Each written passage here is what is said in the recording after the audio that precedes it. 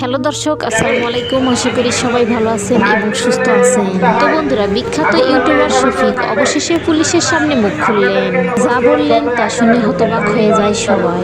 Social মিডিয়ার চরম জনপ্রিয় একজন কন্টেন্ট ক্রিয়েটর সম্প্রতি এক গুরুতর ঘটনার জেরে আইনের আওতায় আসেন। এদিকে পুলিশ সূত্রে জানা যায় যে শফিককে দীর্ঘ জিজ্ঞাসার পর কিছু কিছু বিষয়ে নিজের দোষ নিজেই স্বীকার করে নিয়েছেন।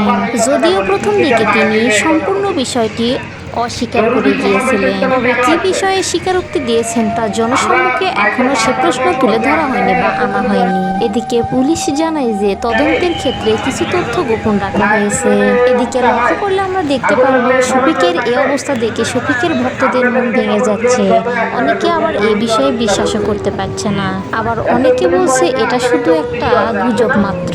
তো গাইস, তোমাদের কাছে একটা রিকোয়েস্ট, এই ভিডিওটা যদি তোমাদের একটু ভালো লেগে থাকে তাহলে অবশ্যই ভিডিওতে একটা লাইক দিবে, আর তার পাশাপাশি ভিডিওটি শেষ পর্যন্ত দেখতে থাকবে। এবং আপনি যদি আমার এই চ্যানেলে নতুন দর্শক হয়ে থাকেন তাহলে অবশ্যই চ্যানেলটি দ্রুত সাবস্ক্রাইব করে দিবে। তো বন্ধুগণ, চলেন এবার মূল ভিডিওতে যাওয়া যায়। তো গাইস, এদিকে গোপন তথ্যে জানা যায় যে সাকিবের ভক্তরা বলে থাকে যে ভুল মাত্রই করে, হয়তো সাকিব ভুল করেছে এবং তার জন্য সে স্বীকারও করছে এবং সে এই বিষয় থেকে মাফু চাচ্ছে। এই মুহূর্তে শফিককে রাখা হয়েছে বিশেষ নজরদারিতে। এদিকে আবার শফিকের ভক্তরা বলছে সে যখন তার দোষ স্বীকার করে নিয়েছে তাহলে তাকে ছেড়ে দেওয়া হোক। তো গাইজ, শফিকের এই দোষটা স্বীকার করায় তাকে ছেড়ে দেওয়া হোক, এটা তোমরা যারা চাও তারা অবশ্যই তাদের সুন্দর নাম ও ঠিকানা কমেন্ট বক্সে জানিয়ে দিবে।